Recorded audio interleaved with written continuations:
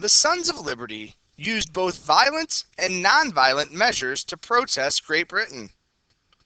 The Sons of Liberty used nonviolent protests to oppose Great Britain. They had a system of correspondence to communicate with each other and with their fellow colonists. They would communicate to organize protests and opposition.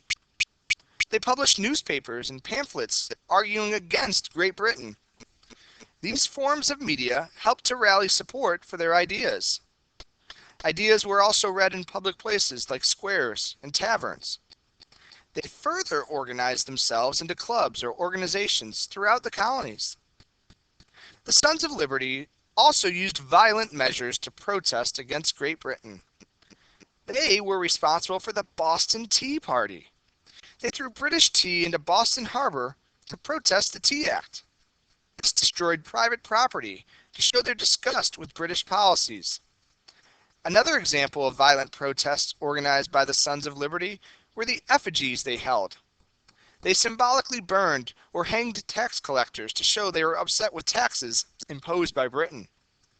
These violent protests were used by the Sons of Liberty to intimidate and scare Britain and the colonists that opposed them.